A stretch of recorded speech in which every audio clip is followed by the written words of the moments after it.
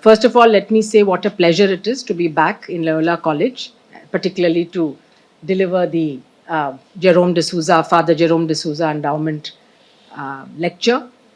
This is a lecture that's been going on for many years, so it's a tradition, and I'm very humbled and grateful to be here delivering that lecture, and I hope that the tradition will continue. Also look forward to the centenary, upcoming centenary of the Loyola College, and that's really going to be a wonderful landmark. I think one of the most prestigious colleges, I would say, not just in the city of Chennai, but in the whole of India. People really know the name of Loyola, and I think it's generations of students that you have produced, not just academically excellent, but I think coming along with that spirit of service to society and the compassion and empathy, which is very important, especially in our lives today. It's not enough just to be good at your profession. You have to have these other qualities also as a human being, really, in today's world, which is, increasingly fractured, divisive, and with a lot of conflicts that we see. I think the Surana family, we heard about their philanthropic activities through the foundation, and it is again very worthy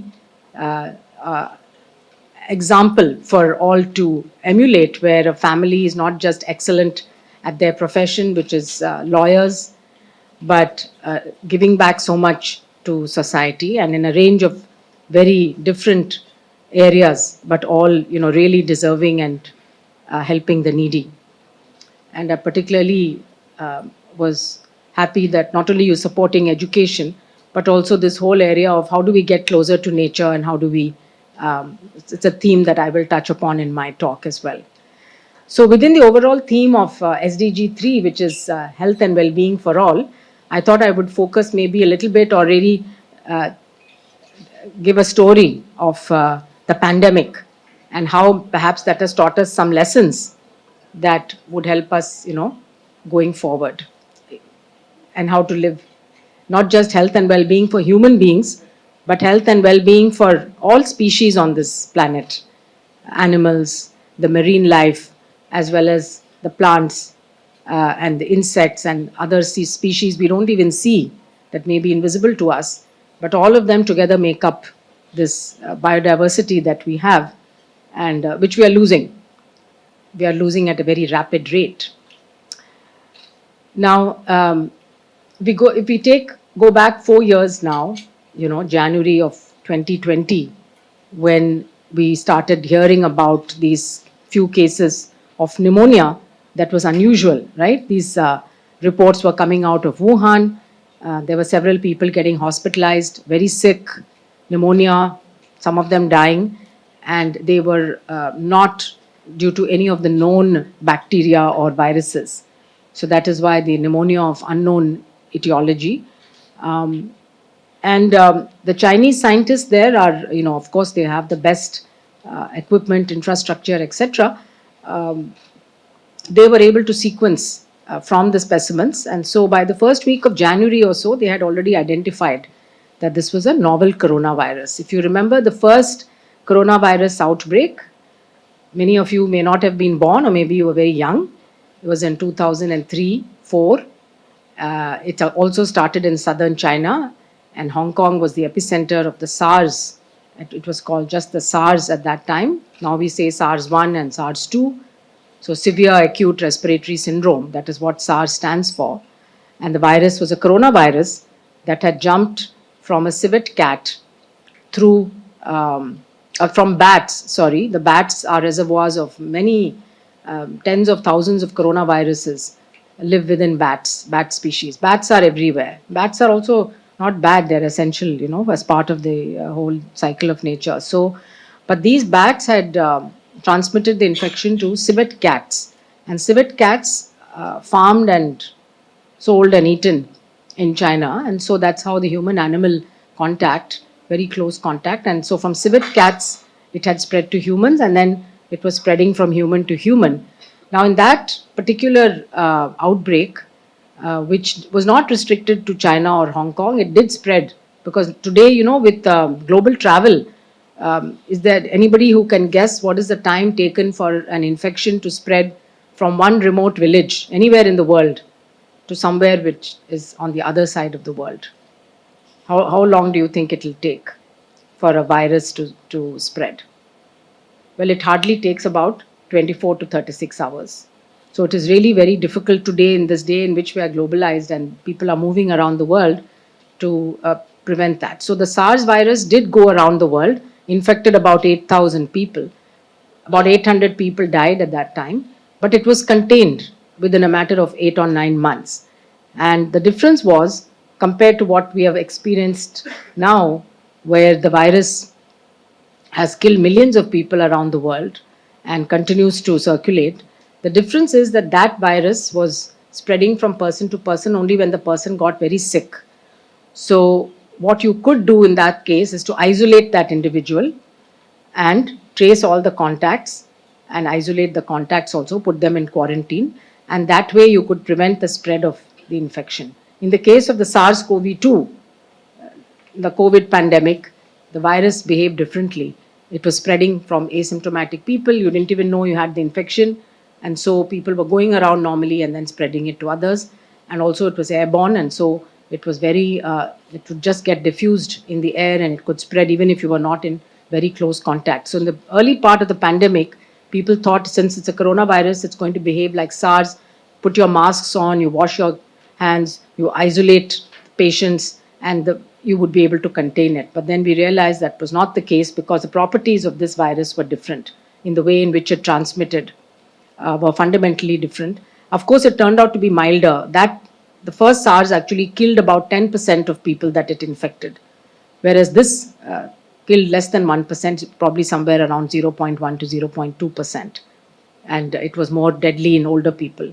So luckily for us, the mortality rate was lower, but the way it spread was very different. So each virus behaves differently and you cannot predict based on past experience. And this is why you need all of the different multidisciplinary teams actually to be working right from the beginning to understand, how the virus is behaving, how it's spreading, where it came from, what are the clinical features, and of course to how do you treat once somebody gets infected. And then ultimately, how do you prevent it through vaccination or other preventive treatments? So once the virus was identified, by the 10th of January of 2020, they had actually put the whole genome sequences on the public database. So everybody around the world knew the first 6 COVID cases that they had identified in China, they made it publicly available. Now, this is where I think science and technology comes in, because in previous pandemics, we didn't have this capacity to so rapidly do the genomic sequencing and identify and come up with. So now with the advances, that was done. Now what subsequently happened was also very interesting, because the very next day, once this becomes public, scientists who have been working on vaccine development for other pathogens, maybe for other coronaviruses or even other viruses, they actually all shifted their focus onto this particular new virus. And so what they did was they took the genome sequence and particularly for some new technologies like the mRNA technology, you don't actually need the virus, you don't need the sample.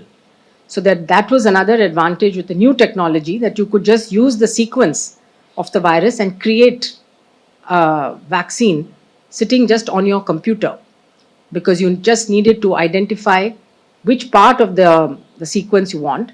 And that, because of previous work, people knew that the spike protein of this virus was probably the one that should be used for vaccine development. So on the 11th of January itself, there were scientists that had started working on the construct of the vaccine candidate. And this is why within a few weeks, we were able to actually get into the development of the vaccine. The clinical trials began in about 2 months, because you have to obviously do the animal studies first. And so by March, actually, the clinical trials for the mRNA vaccine had already started. And nobody expected that that whole development would move so quickly. So I think the first lesson really is that investment in science, in research, in advanced technologies, and in building teams that can work together, researchers, that really pays off. Because for any of the big challenges that we face today globally, where do we look for solutions? We look for solutions from scientists. And so, investing in science, the countries which had invested a lot were also able to move ahead more rapidly. So, it's a long term, really good, positive thing for any country to be investing in science, scientific institutions, and in human capacity, obviously. And therefore, I think if India really invests more in science, we've just seen that the government announced a National Research Foundation that they've created.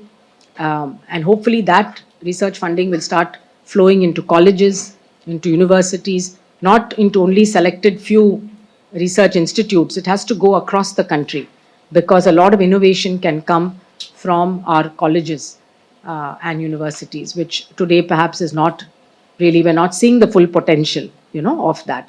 So the US National Institutes of Health spends every year about $45 billion on biomedical research alone.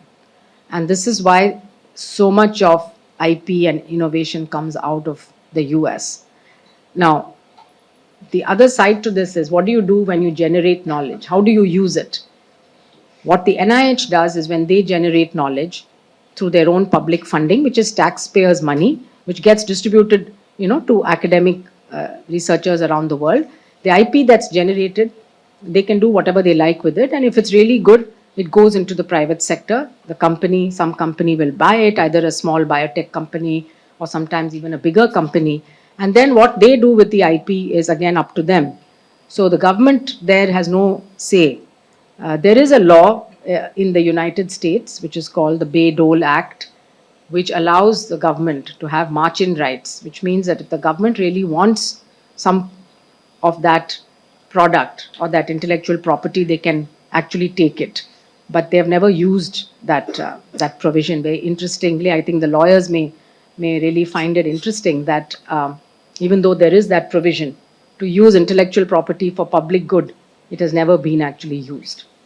But I think the pandemic made everybody realize that the way that this company, some of them behaved, pricing their products, so high, not really sharing it with those who could not afford to pay those high rates, and fleecing countries actually, means that wherever there is knowledge that's generated through public funding, taxpayer money, there should also be a way of getting the access to that particular product. Now, India has, I think, very progressive rules on intellectual property, and we have seen our Supreme Court make several very progressive decisions, especially when it comes to a public health need. And when a company is trying to overprice a product, we have had many cases where the Supreme Court has, most recently for a TB drug, where the company was trying to evergreen the patent, the Supreme Court actually ruled, and two young women actually had filed this PIL. They are both TB survivors. One of them had lost her hearing. The other one also had severe side effects due to the treatment. And they had filed this, saying that this drug, which is a life-saving drug, cannot be allowed to be, undergoing this evergreening of patent. So anyway, so the point is that on the one hand, you need R&D innovation, but on the other hand, you also need access. And so the same thing today when we talk about climate change, we may have technologies available in some part of the world that may be able to address certain challenges that the whole world is facing, but we need those green technologies, to be available to people everywhere. So we have to think a little bit differently. There is a pandemic treaty that's being negotiated by countries at the WHO now. And I just saw yesterday that the European Union and the US have finally agreed to the terms which were actually held up all these years for the sharing of intellectual property. It's a very big issue because every country likes to support their private sector. But now I think the US and EU have both agreed that during a pandemic at least, that the provisions need to be different, and that people's lives everywhere, all around the world, are equally important. You can't say that some people's lives are more important than other people's lives. Right? So I think what I saw from the WHO also was that scientific collaboration around the world was fantastic. It didn't matter where the scientists were located, even some of the private sector, as well as, of course, the public sector, doctors, epidemiologists, immunologists, virologists, were all working on this, and they were willing to share their information very openly without really worrying about, I have to write a paper and get it published. Those kind of things were all completely dropped. And so everybody was willing to work with the WHO really to share whatever latest knowledge or lab experiments they had done, what information they had got. So we would be busy from morning till night really in convening hundreds of different expert groups, because WHO gathers information from around the world and then makes guidelines, which countries follow. And countries wanted the latest evidence, the latest guidelines to be based on solid data and evidence. Of course, in the early stages, as I mentioned, there are many question marks. And so what we did was to create a research roadmap very early. In February of 2020, we convened many experts, about 350 people actually came to Geneva, and we were able to create a research roadmap so that people around the world could identify which research question they wanted to address. So I think that was useful. The other thing that was very useful that the WHO was able to do was to set benchmarks. So for example, if you don't have any benchmarks and you're trying to develop a drug or a vaccine, then you don't know exactly what the standard is you're trying to compare. So then I may be working on a vaccine that has 30% efficacy, and somebody else has a vaccine that's 70% efficacy. So what we did is we said that, we would like to see a vaccine which has a minimum of 50% efficacy and excellent safety profile. And why 50%? Because the experience with influenza in the past has been that you don't have a vaccine with very high efficacy, just 50 to 60% maximum. So we were not sure at that time that later on we discovered all the COVID vaccines actually came out with very high efficacy, more than 80%.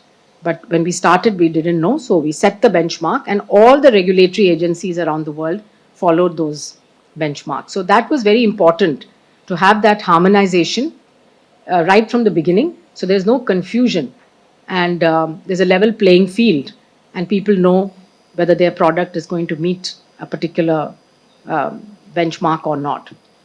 And the regulatory agencies all work together, because otherwise what happens is that even if your drug or vaccine is approved in one country, it still has to go through repeated processes in different countries to get regulatory approval. That causes tremendous delays. And in this case, everyone knew that you can't afford. So within 24 to 48 hours, countries were approving new products based on the dossier and approval, either WHO's emergency use authorization or the FDA or the European Medicine Agency, which are considered to be, sort of the gold standard.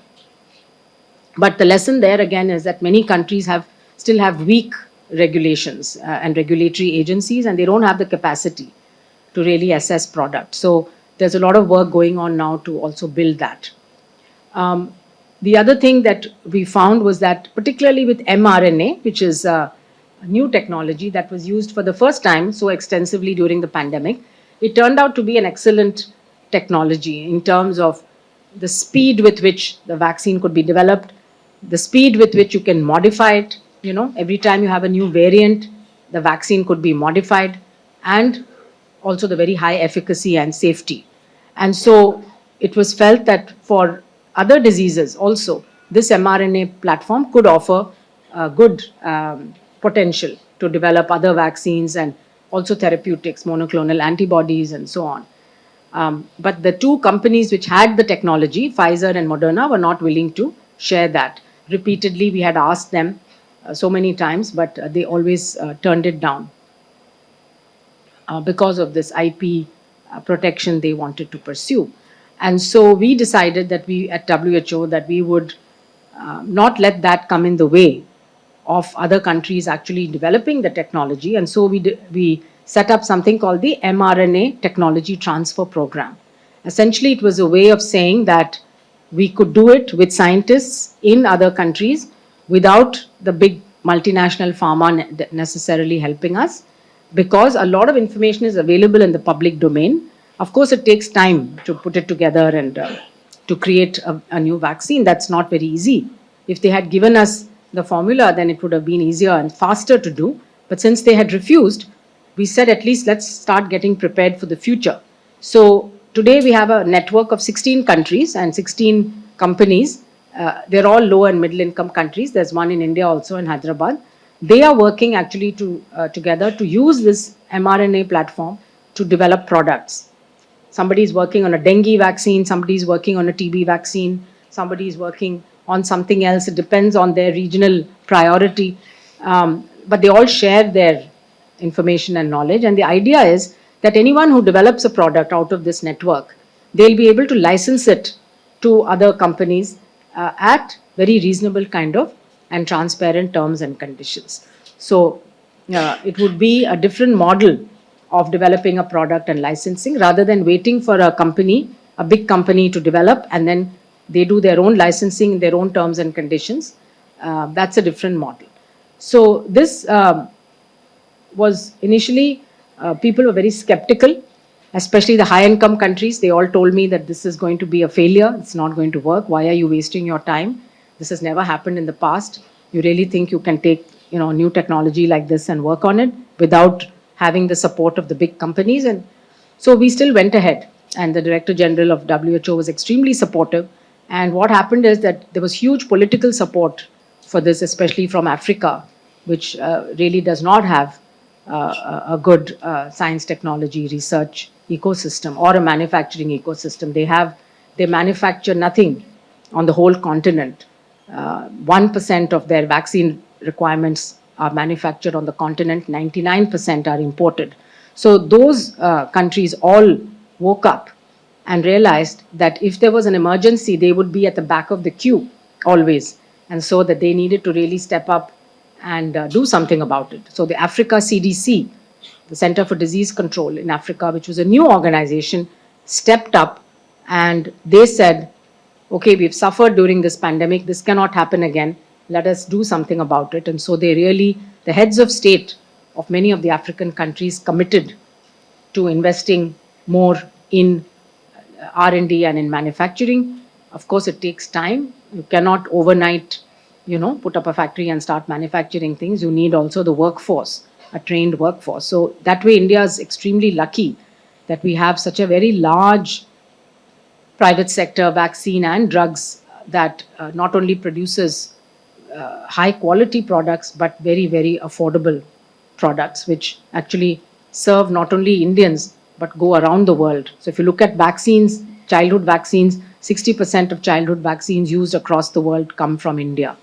So that's the volumes at which we are able to deliver. And we know Serum Institute of India, Bharat Biotech, and other companies also like BioE all got into Cadila, they got into this COVID vaccine manufacturing. And thanks to them, the population of India could be vaccinated in a very, very quick time.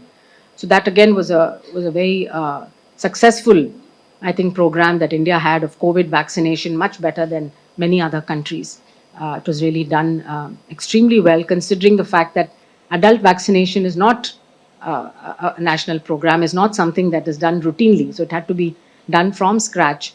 And I think the whole world really appreciated the way in which India did it, and also had the CoWIN app on which you could have a digital certificate. In the US, they were still giving only paper vaccination certificates, which you had to carry around. So I think our digital infrastructure and backbone also really came in very helpful at that time, because during the pandemic, so many things were done using a digital platform. So again, I think that's how technology helped during the pandemic, and it's how it can help in the future also. So these kind of digital platforms that were created and used for the pandemic certainly can help in delivering better quality healthcare, particularly for people who may be in remote places. The only thing we have to always remember is that when you're using something like digital tools, there will always be people who cannot access, because they still don't have a mobile phone, or even if they have a phone, they may not have internet access. We do still have a significant percentage of our population that does not have access to the internet. They may have a mobile phone.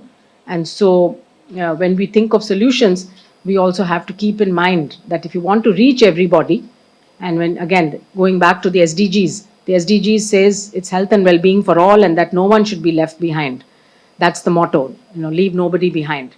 And so we always have to, for anything that's coming up new, firstly think about the ethics and the equity. On the ethics side, again, I wanted to say it was very interesting and challenging. So many ethical questions came up, during the pandemic. And being sociology students, you would be interested that even when I talked about research priorities, we had a section on social behavioral research and public health research.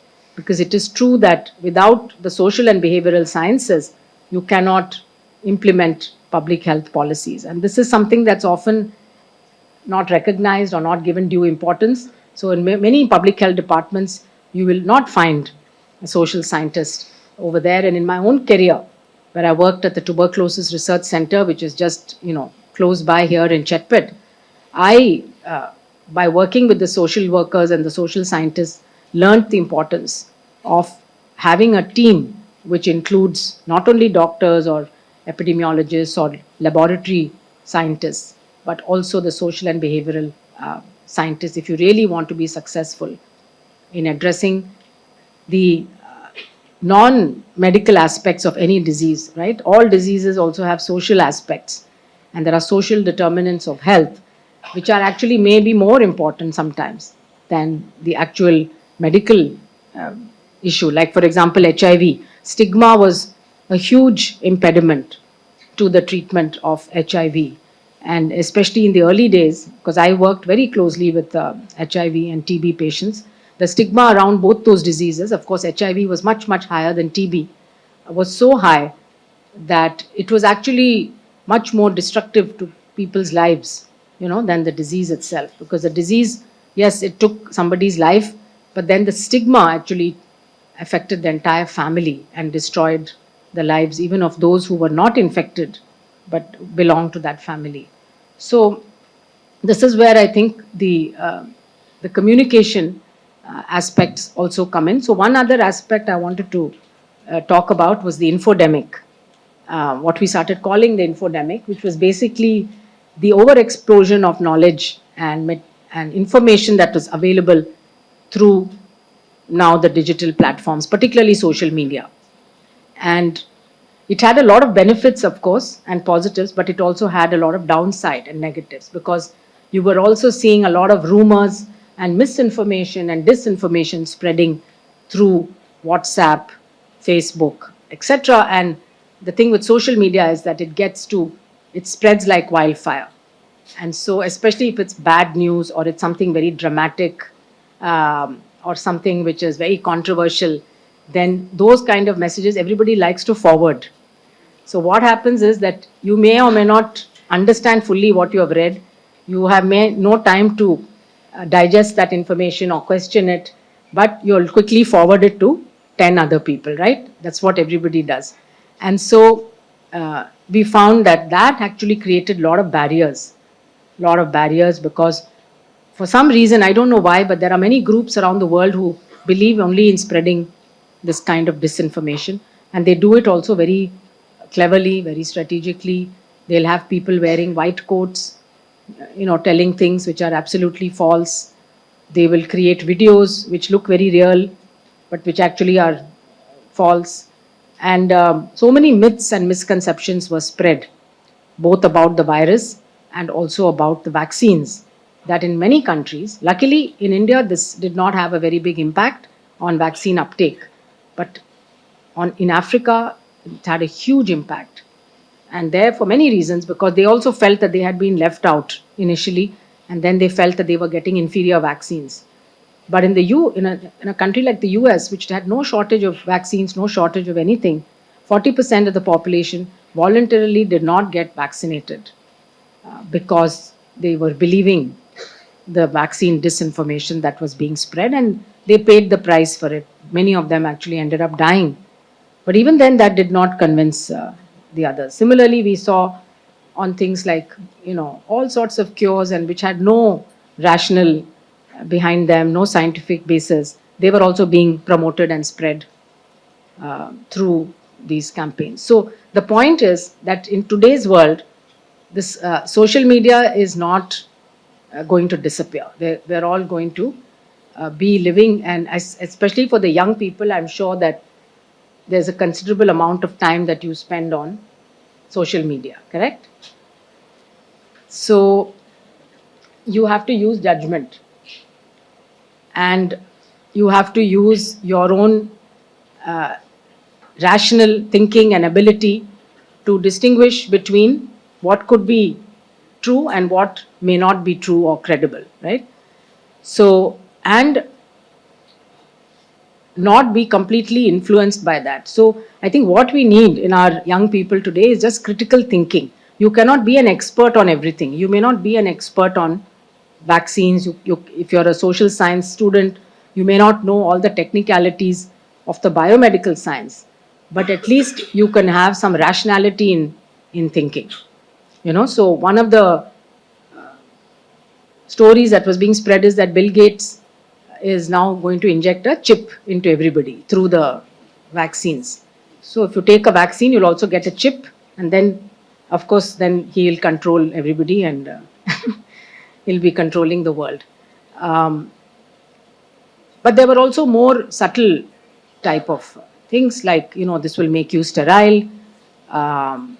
It's going to cause a lot of problems for women's fertility. Now, some of those could be genuine questions. Yes, when you have a newly developed vaccine or a drug, if you don't have enough data, certainly you have the right to ask those questions. I think the public can ask questions. It's not that you mustn't ask questions. Must. And the authorities should be able to provide whatever information is available at that period of time. So this is what we used to say when we addressed the media from WHO. Today, this is the information we have, this is the knowledge we have, we are sharing it with you.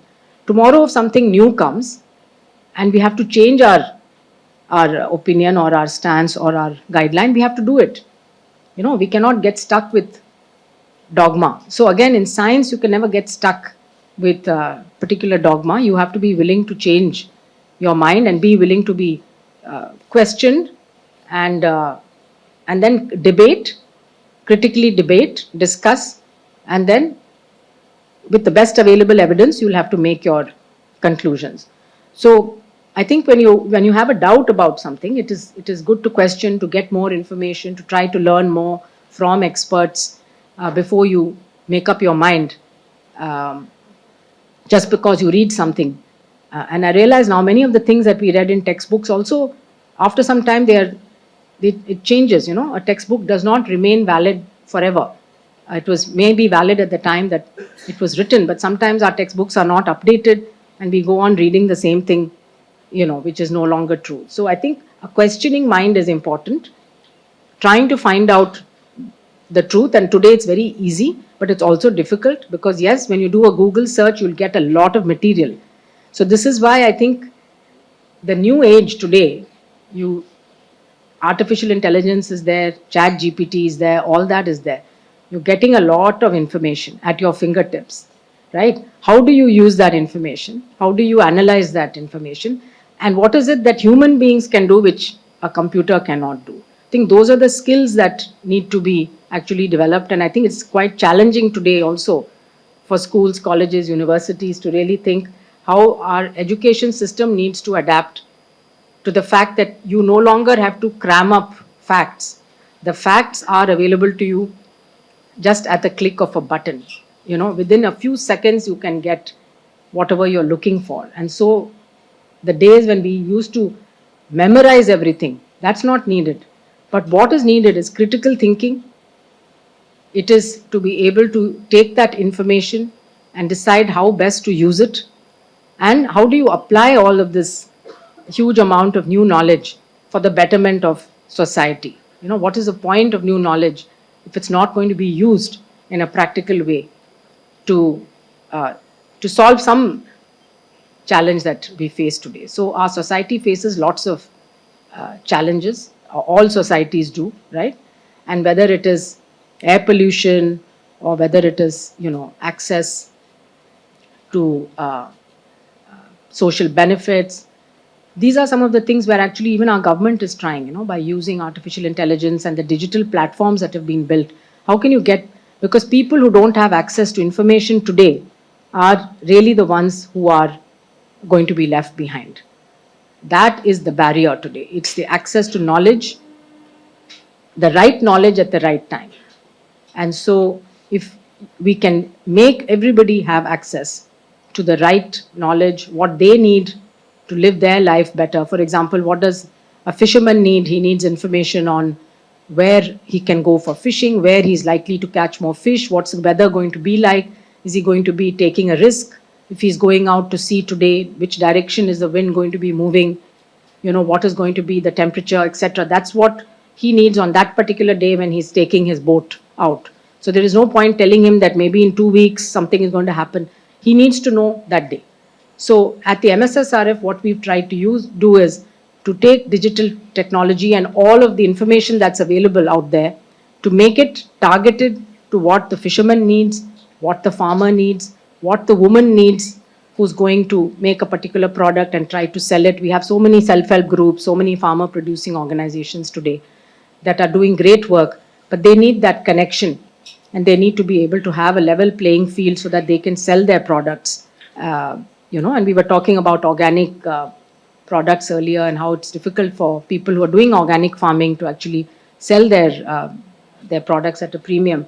So those kind of things, I think we are going to see a big change coming. So those who are digitally literate and digitally equipped will definitely be at an advantage in today's world than those, who are not. Whatever field of work you are in. The other day I was listening to a talk by Nandan Nilekani. That was a Palkiwala memorial, and he was asked, can AI and ChatGPT replace lawyers? And he said no. But then another interesting question is, can it replace judges? Because judges basically have to synthesize all the information and then come to a conclusion. No, but there are some things that, you need the human wisdom. Computers don't have the wisdom. They don't have the other aspects of the human being, right? The empathy, the compassion. Though they say that in the future, even the AI will have empathy and all that, but I don't know. But at least of today, I don't think that they have.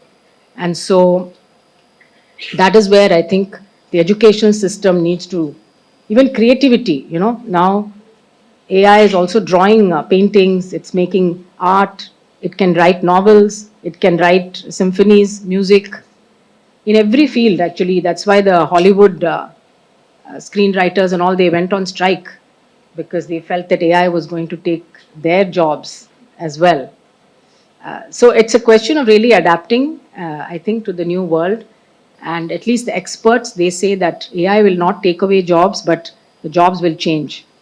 And so we need to change. Our education system needs to change. Companies will also change the kind of jobs that they start hiring for. So anyway, that's a little bit of a diversion.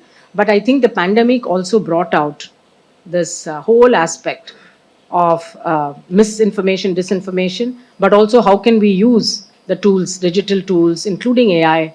And we actually came out with a document which is now been updated on the ethical and regulatory frameworks to govern artificial intelligence when it is applied for health. So we were looking only at the health aspect.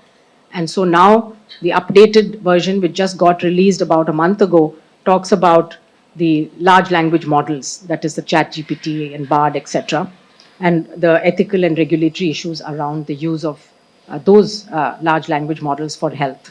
Similarly, we came out with a document looking at the ethical aspects of gene editing, because gene editing, again, is a technology that is can be used to cure diseases, genetic diseases. So for the first time, we'll have the ability to cure diseases like sickle cell anemia or thalassemia. But at the same time, some scientists want to use it, even for inheritable diseases, which means that the next generation can also be impacted. So there are some ethical boundaries there, which scientists working in that field really need to be aware of and stay away from. And countries need to regulate also the kind of research that research should be, of course, encouraged and supported. But there'll need to be certain boundaries. Like there was a case a few years ago where a Chinese scientist, he had gene edited some twin babies when they were embryos, and those babies were actually born for the first time, because most of the research so far has been only in the lab. So the point is that those babies' genes had been manipulated in a way that they would be inheritable. Their children and their children would carry that. So was it the right thing to do without really knowing what the long-term implications are? So I think ethics around all new technologies is very important. We cannot accept blindly new technologies. And also, like my father used to say, we should not be a slave to technology. Every new technology doesn't mean that we immediately jump on it and start using it. Yes, it will have some benefits, but there may be other ways of doing the same thing, which could be better.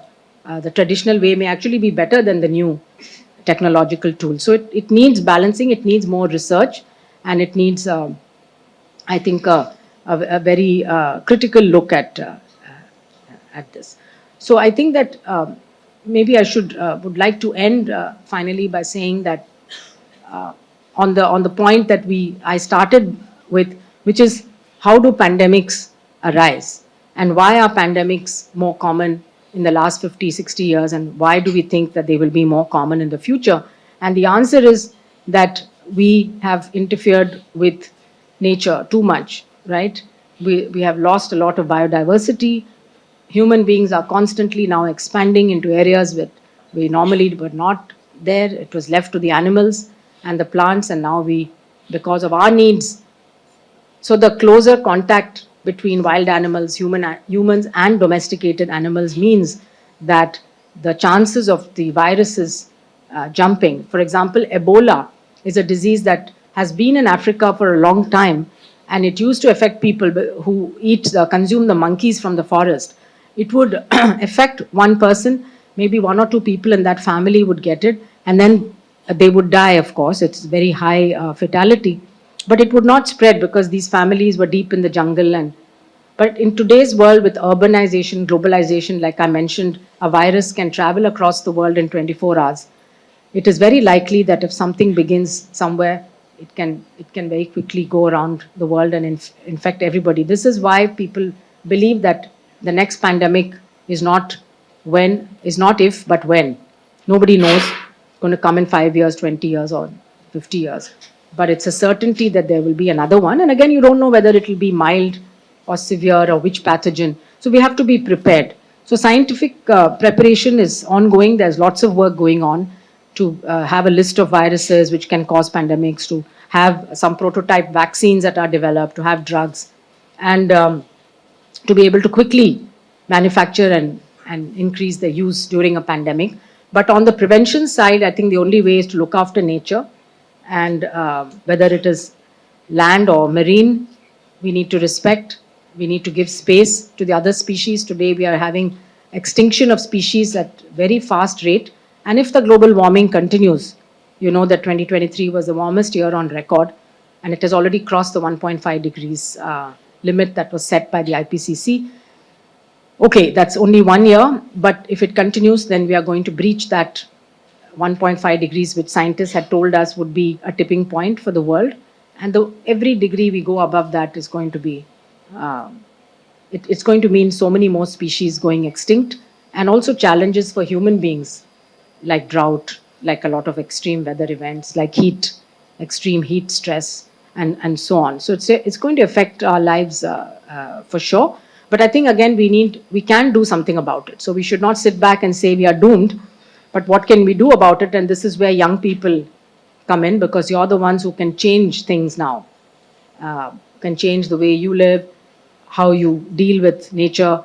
And I think a movement of young people around the world is needed now to not continue with the mistakes of the previous generations, but to really look at living in a much more holistic way with nature. And that's what is called planetary health. So we want to look after the health of our planet. And so perhaps, the SDGs, of course, there are 17 sustainable development goals. There's life on Earth, life on the planet. But maybe SDG 3, which is health and well-being, really could have summed it up by saying health and well-being for all species. not just, for humans. Then you don't need any other SDGs actually. You just need that one, because that would actually take care of all of the things that we would do, across all the other sustainable development goals. So I wish to thank again the Surana family and the endowment very much for inviting me to deliver this Francis de Souza Memorial. And thank you, Madam, and the Loyola College for giving me this honor.